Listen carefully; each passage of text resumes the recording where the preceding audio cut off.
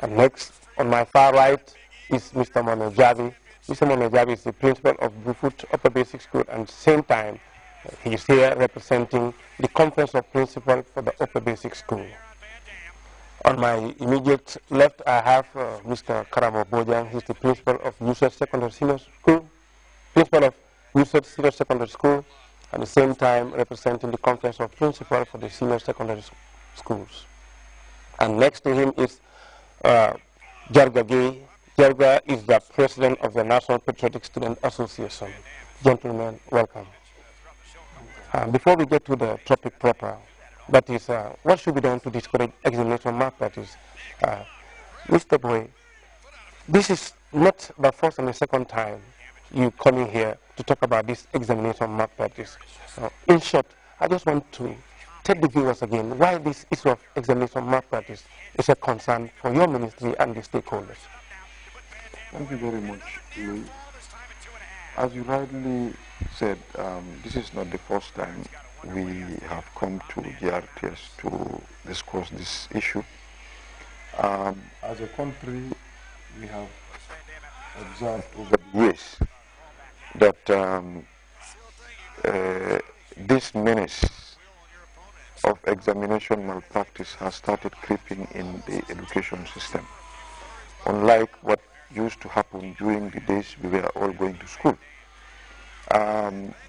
Instead of it reducing, we saw instances where it was, the incidence was, increasing. Although efforts have been made in the past, and I remember there was a particular year we recorded 0 incidents of examination malpractice. But as we were celebrating the gains, the following year, the issue started emerging. And as a ministry, as stakeholders in education, we thought as we prepare for the upcoming Gabeke exams, like we did with the WASC, we should come and engage in this discussion so that we will remind the viewers and particularly the students to make sure that what we want as a country come the end of these exams will be 0% examination malpractice. And as a ministry and together with all the stakeholders, we will not relent in our efforts. We will do everything humanly possible to make sure that we don't have any incidents of examination malpractice this year. Mr. Bojan, as a principal, with the previous episode on Education Forum, we did talk about the different forms of examination malpractice. Can you remind our viewers those forms of examination malpractice you normally come across in your schools? Good evening, viewers, and Mr. Mendy. I do appreciate the question. Examination malpractice comes in different forms. One is what is known as collusion, where the candidate, 2 or more candidates, conspire to copy from each other.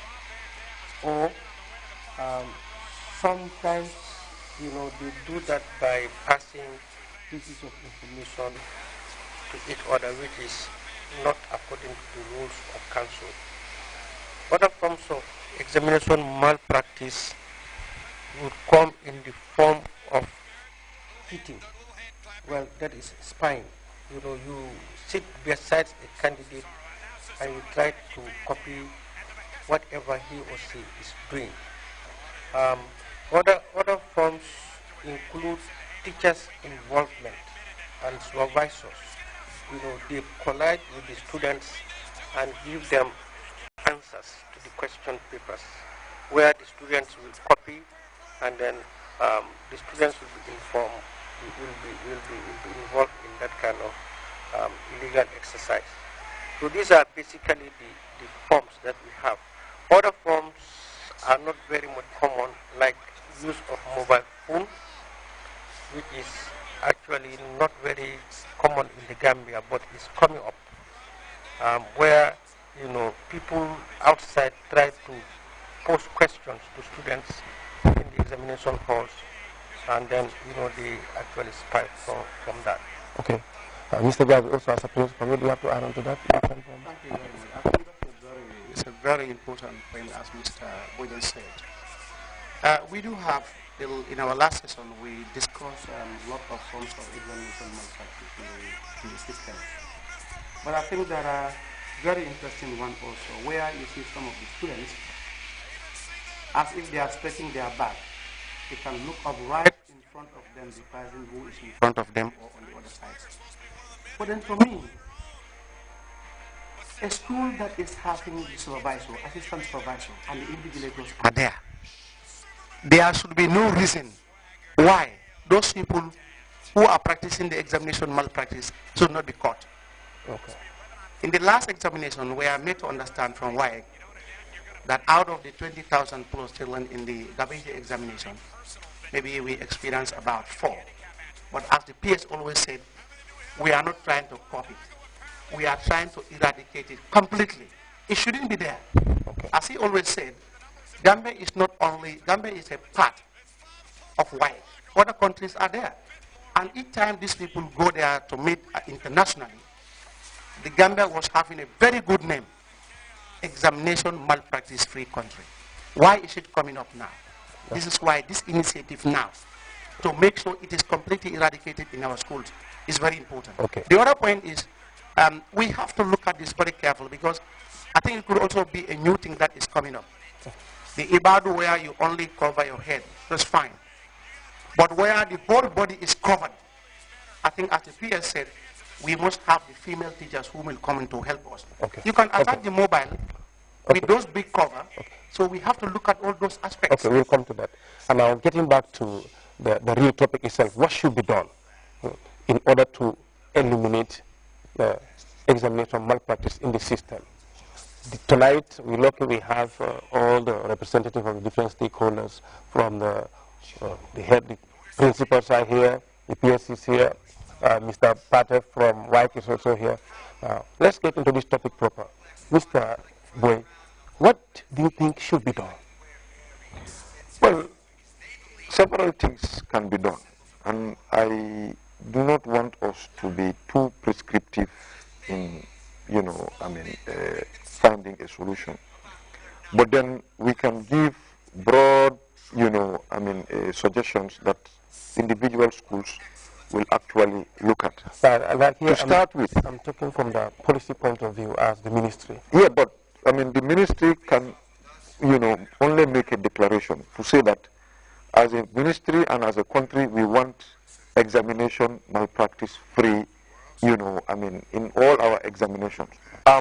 We've done that, but then we need to accompany the stakeholders that are in the business of conducting these exams and implementing this, policy statement. And that is where, having identified the, supervisors, having identified the invigilators, having, sensitized the students, we would need to exercise a great deal of vigilance to make sure that it doesn't happen in the classroom. How do we do it? We expect principals not to sit in their offices during exams, go around the schools to find out whether the invigilation is being done properly. At the end of every paper, engage the supervisors and find out how, those examinations, those papers were, written to. That's one. The other thing, as, council has come up with rules to inform people as to what the repercussions are. We need to share that information with the general public, particularly the students. For example, recently, a rule has been passed regarding the mobile phones, that if you are caught, engaged in examination malpractice through the mobile phone, your entire results will be cancelled. Not only, for the subject, during which you were caught, but your entire results would be cancelled. Council has come up with such rules. I'm sure Mr. Bar will give you, some more details regarding those rules. But the fact of the matter is, the menace has to be fought on different fronts. The ministry has made a declaration. Council has come up with rules.